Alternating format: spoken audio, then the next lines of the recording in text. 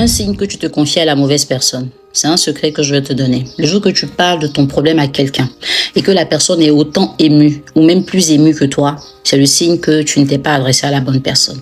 Parce que la personne émue est en train de prendre personnellement la situation. Et en général, quand on prend personnellement quelque chose, c'est qu'on va agir avec les émotions. Le deuxième cas, soit la personne a déjà vécu ce que tu es en train de vivre. Donc, elle voit cela comme une revanche. Et ce qu'elle n'a pas réussi à faire quand elle a vécu, ou ce qu'elle a réussi à faire, c'est ça qu'elle va te recommander. Alors qu'elle oublie que ta situation, même si elle a le même nom que sa situation, ça n'a pas été causé dans les mêmes circonstances, par les mêmes personnes et pour les mêmes raisons. Donc, elle ne peut pas te donner une recommandation universelle comme quoi, fais ci, fais ça, ça va marcher. Non. La personne doit prendre le temps de t'écouter. Même si tu en pleures, elle doit te poser des questions. Parce que quand tu t'expliques, tu es toujours en train de dire ce qui t'arrange. Tu ne diras jamais ce qui te dérange. Donc quand la personne écoute tes explications, elle te voit tout de suite victime d'une situation, alors que des fois, tu n'es même pas la victime.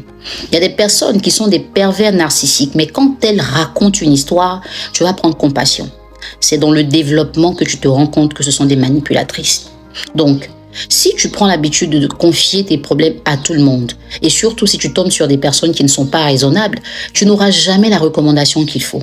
Des fois, quand vous envoyez des messages en privé, donc sur WhatsApp au +225 07 47 61 77 11, vous mettez « je veux avoir un conseil par rapport à ma situation ». Il y en a même qui font des notes vocales qui pleurent déjà. En général, l'assistante vous demande de prendre un rendez-vous pour un coaching. Parce que le coaching me donne l'occasion en 1 heure de vous écouter, de vous questionner, de comprendre réellement le fond du problème. Et à travers certaines questions, moi, je peux identifier des choses même que vous n'avez pas envie de dire parce que c'est mon travail. Et c'est en fonction de ça que je vous donnerai des recommandations. Mais j'ai l'habitude. Certaines femmes, quand elles viennent et qu'elles racontent des histoires, qu'elles voient que je leur pose trop de questions, elles trouvent que je ne suis pas en train de les aider. Mais je ne peux que faire mon travail parce que ce n'est pas en m'associant à vous, parce que vous êtes des femmes, je suis une femme, qu'on est en train de gagner quelque chose. Bien au contraire. Si vous êtes ému, que je suis émue, laquelle de nous reste raisonnable? Personne. Tu imagines, tu vas à l'hôpital aux urgences avec ton malade, tu en pleures, tu en panique, et quand tu vois le docteur, « Docteur, il faut aider mon malade, il faut que tu le guérisses. » Le docteur aussi pleure. « Oui, il faut que j'aide le malade, il faut qu'il guérisse. » Honnêtement, tu vas prendre ton malade pour partir à la maison. Parce que le docteur même te rassure pas. C'est comme ça. À force d'écouter beaucoup d'histoires et surtout à force de travailler, mes émotions ne peuvent pas intervenir pendant mon travail. Voilà, pendant mon travail. Ça ne veut pas dire que dans la vraie vie, j'ai pas d'émotions. Pendant une séance de coaching, je ne travaille pas avec mes émotions. Même si ton histoire fait pitié jusqu'à. Je te posais les questions pour comprendre le fond. Parce que beaucoup viennent en coaching mais ne disent pas la vérité.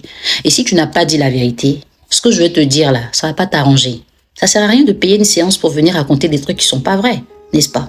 Passage, le manuel sur le pervers narcissique est encore disponible. Et je pense que même si tu le lis, tu pourrais découvrir si toi-même tu es un pervers narcissique. Parce que le terme, il est masculin, mais les femmes aussi sont des pervers narcissiques. Les hommes peuvent l'être, des membres de famille, des collègues, des amis. Donc ça s'adresse à tout le monde. J'ai donné le numéro dans la vidéo. Ne me demande pas encore comment me joindre.